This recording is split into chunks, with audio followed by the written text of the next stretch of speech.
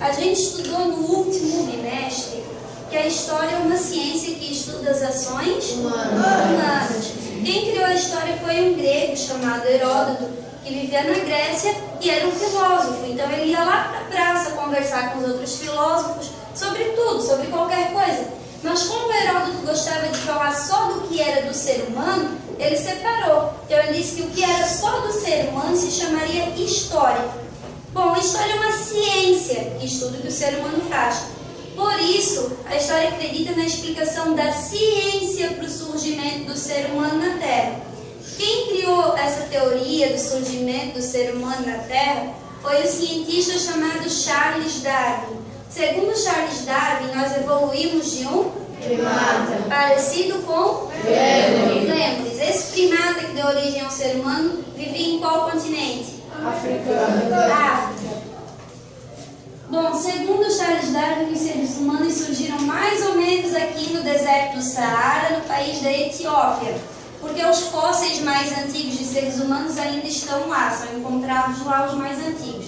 A gente viu que nessa fase aqui, ó, o ser humano ainda não tinha um corpo igual ao nosso. O ser humano ele estava evoluindo, então ele estava fazendo o que no meio ambiente? Se adaptando. Para se adaptar, o ser humano, como veio de um primata pequenininho, o ser humano foi aumentando de tamanho, perdendo pelo, perdendo a cauda, aprendendo a andar só com as duas patas traseiras, aprendendo a fazer instrumentos, a fazer o fogo. Enfim, foi trocando de espécie até chegar na nossa. Nessa fase, o ser humano era nômade, ele não tinha uma moradia fixa. Por isso, ele estava sempre caminhando em busca de alimento, comida. Assim, os seres humanos se espalharam, né? Eles não tinham uma direção, eles iam onde tinha comida, então eles iam para qualquer lado. Como a Europa e a Ásia são grudadinhas na África, eles acabaram chegando lá também. Já para chegar na Oceania, deu um pouquinho mais de trabalho, né? A Oceania ela é separada, mas tem muitas ilhas no meio do caminho, dá para nadar e tal, e eles conseguiram chegar na Oceania.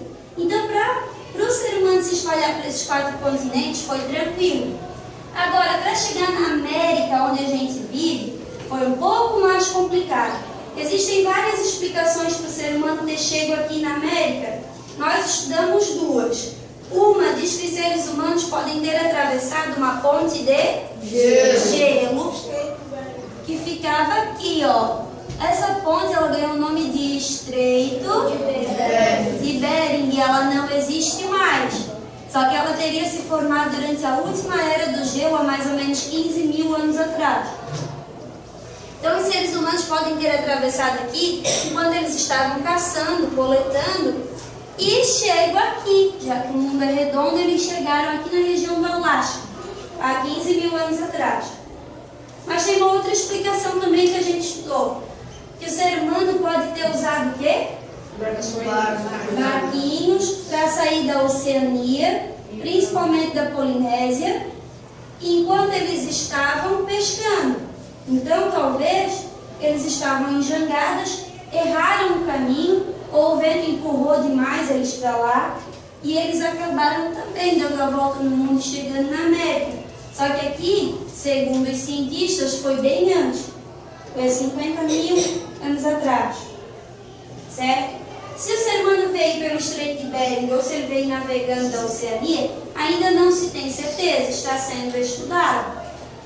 O fato é que os seres humanos chegaram na América mais ou menos aos 12, 15 mil anos atrás, tá? Bom, chegaram na América e foram se espalhando também, eles não iam ficar lá parados, né? Assim, eles também chegaram no país que a gente vive, no Brasil. No Brasil, os seres humanos chegaram em Minas Gerais primeiro, no estado de Minas, bem aqui no centro do Brasil. Até hoje, os ossos mais antigos, as cerâmicas, os instrumentos mais antigos, as obras de arte nas cavernas mais antigas estão em Minas Gerais. O esqueleto mais velho do Brasil foi encontrado num sítio arqueológico de Minas, chamado Lagoa Santa. Para vocês terem uma ideia, Minas Gerais tem mais de 800 sítios arqueológicos sendo estudados, certo? Um sítio desse é o Lagoa Santa. No Lagoa Santa foi encontrado o esqueleto mais velho do Brasil até agora. Esse esqueleto, ele tem 11.500 anos. E era uma mulher, eles deram o apelido, né, um nome para ela de Luzia. Então a Luzia chegou aqui no Brasil há mais ou menos 11.500 anos atrás, em Minas Gerais. Se vocês pararem para lembrar, há 11.500 anos atrás, os seres humanos ainda estavam no Paleolítico. Já era a nossa espécie, mas ainda era o Paleolítico. Então, como que eram aqui os animais e os vegetais? Era a megafauna, eles eram gigantes ainda. Então, a Luzia ainda teve que se adaptar com esses animais gigantes. Em Minas já foram encontradas muitas e muitas preguiças gigantes, daquela que eu falei para vocês, tinham 6, 8 metros de altura. Bom, se o ser humano chegou no Brasil, chegou em Minas e tal, depois ele continuou se espalhando e chegou em Santa Catarina. Em Santa Catarina, os ossos mais antigos têm 8.000 anos. Então não são mais do Paleolítico, já era Neolítico, os animais já eram do tamanho que eles são hoje, a natureza já era como ela é hoje. Bom, os seres humanos que chegaram em Santa Catarina 8.000 anos atrás, lógico que eles se dividiram em várias tribos diferentes, né, pessoal? Como eles eram do Neolítico, eles já faziam sua tribuzinha, tinham moradia fixa, eles eram sedentários. Escolhiam um lugar para morar, que geralmente era perto do quê? De lagoas e montanhas. De lagoas, rios, mar para ter água, né? E de montanhas para se proteger do vento.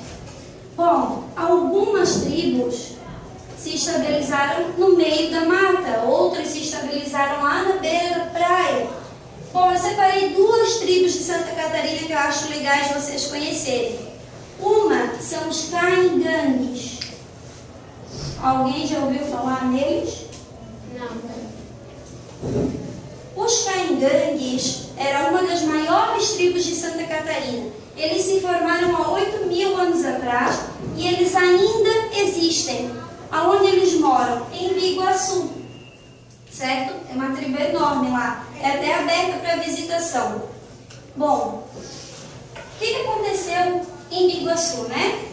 O homem branco já chegou aqui há muito tempo e tal. Quando eles foram fazer a BR-101, o que eles fizeram? Eles tinham que fazer a BR-101, aquela estrada larga que a gente vai para Floripa. Para fazer aquela estrada enorme, eles tinham que passar por cima da terra dos índios caingangues. O governo garante que vai dar uma outra terra para o índio morar. Então tiraram muitos índios de lá, ficaram bem poucos. E trouxeram para outros lugares, botaram uma tribo em Canelinha e uma tribo no Major. Beleza, deram terra para eles, tranquilo. Mas que tipo de terra que o governo vai dar para um índio que não vota? Boa ou ruim? Ruim. Botaram os índios lá no Morro do Alho, no Major, na ponta do morro, não tem nenhuma nascente d'água. Aquela terra foi plantação de eucalipto durante anos e anos, então é uma terra completamente seca. Como que o índio vai sobreviver da natureza lá na ponta do Morro do Alho? Dá para sobreviver? Não tem água, a terra é seca, como é que ele vai plantar, como é que ele vai criar animais, como é que ele vai pegar o que ele precisa na natureza para fazer os instrumentos, para fazer as ocas? Não tem condição nenhuma. Aí o que o governo diz? Então vamos dar uma bolsa para o índio, né? Uma ajuda todo mês. Essa ajuda que o governo dá para os índios é de R$87. Vocês sobrevivem com R$87 por mês? Não. Ninguém sobrevive com R$87 por mês, certo?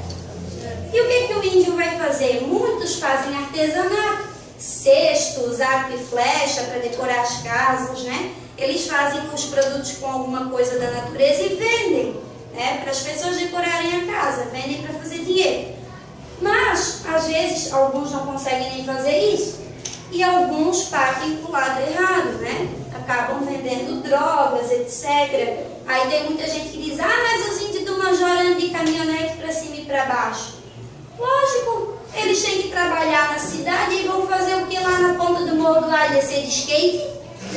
Não dá, né, gente? aquela estrada de barro, lá tem buraco desse tamanho. Então, o que aconteceu com os índios?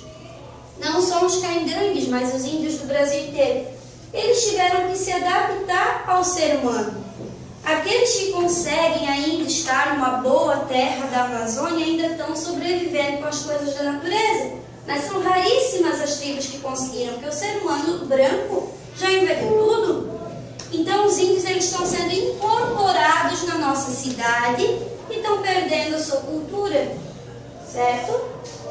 Outro grupo pré-histórico de Santa Catarina que eu queria que vocês conhecessem é um que não existe mais.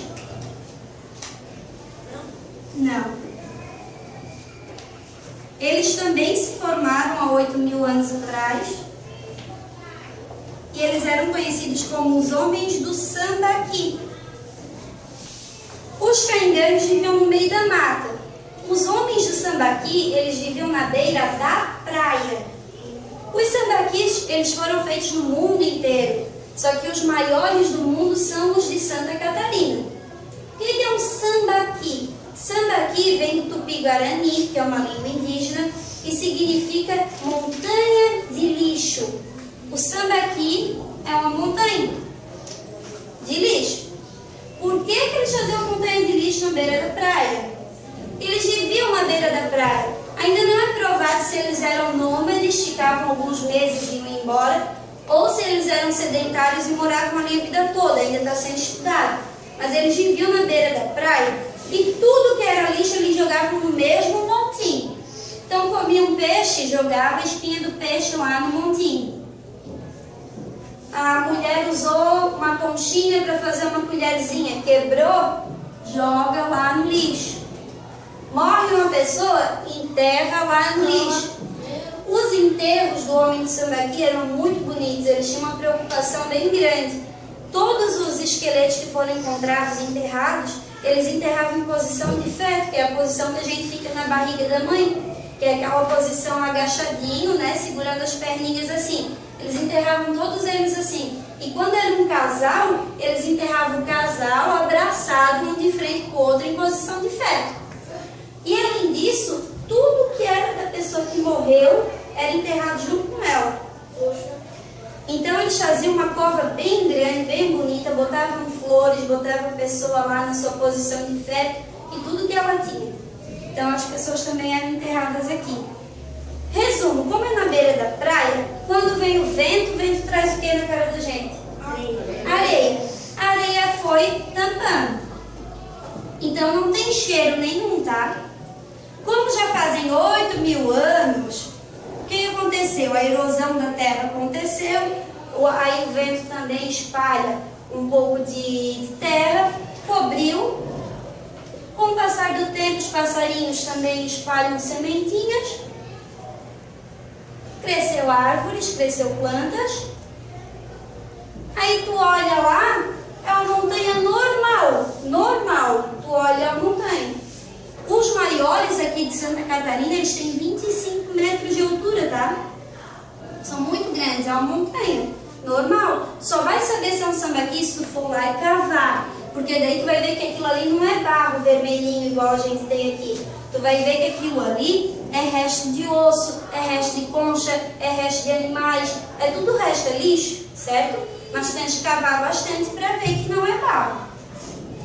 Bom, os homens de Sambaqui faziam fogueiras, então eles sabiam produzir seus alimentos. Todos esses morros têm marcas de fogueira em cima.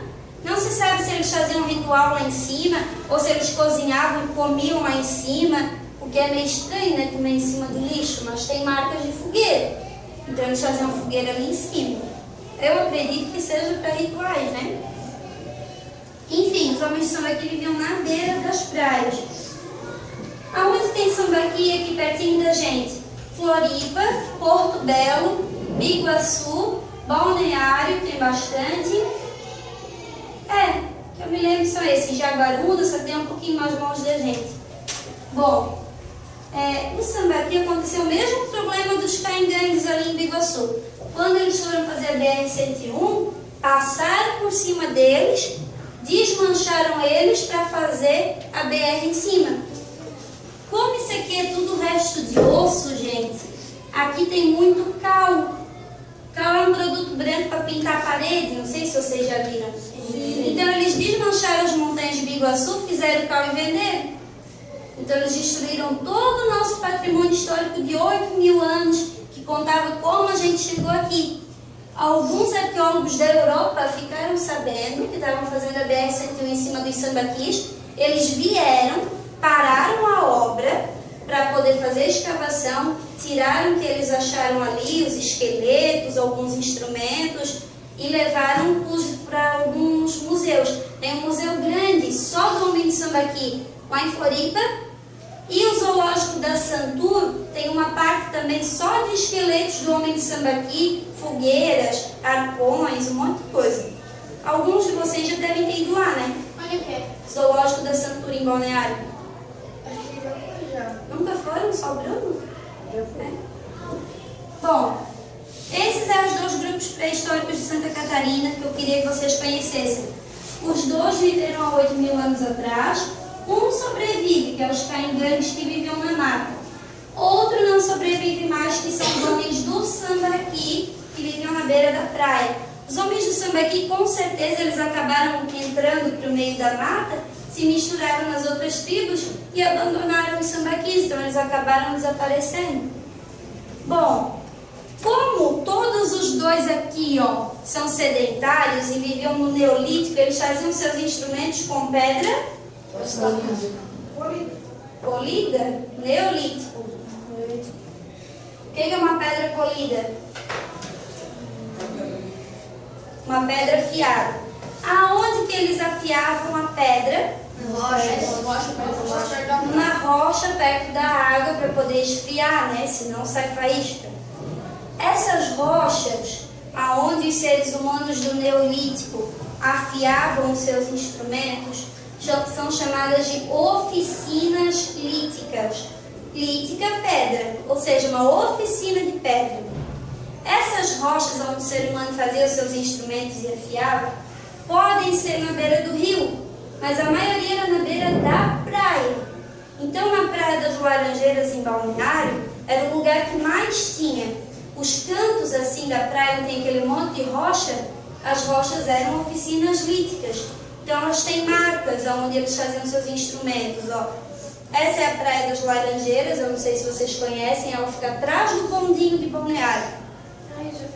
Aí, lá a gente encontra rochas que ela tem um buraco assim, ó, como se fosse uma bacia. O que acontecia ali? Ali era o local onde ficava uma pocinha d'água para as mulheres lavarem roupa, para as mulheres fazerem os seus instrumentos de argila. Enfim, aí de tanto elas fazerem um movimento sempre igual, ia afundando a rocha. Outras rochas têm uma marca reta, que era onde os homens iam afiando seus machados, suas facas, etc. E outras têm desenhos, porque quem vivia na beira da praia não pintava em caverna, não tem caverna na beira da praia, então eles desenhavam nas rochas mesmo. E eles não usavam tinta, eles só raspavam. Geralmente o que eles desenhavam? Os desenhos com as formas das ondas do mar, certo? Ou animais, passarinhos também eles desenhavam bastante. Se vocês forem para Floripa, dá uma reparada em umas pedras grandes que tem do lado de cá, assim, ó. Vocês vão ver que tem um monte de desenho raspado naquelas rochas ali. Ainda tem, porque os homens do Sambaqui viviam lá, os homens caingangues também viviam lá. Tem bastante, só dá uma reparadinha. E os sambaquis que eu falei para vocês, olhando a montanha super normal, só tem mato lá. Se tu escavucar, tu vai ver que tinha instrumentos que eles faziam, tinha bichinhos que eles faziam, muito bichinho de pedra, desse tamanho assim, ó. Eles faziam baleia, tatu, passarinho. De certo era para brincar, né? Ou para fazer ritual. Aí tem resto de pessoas que foram enterradas, tem resto de peixe, tem resto de conchinha, tem de tudo lá dentro.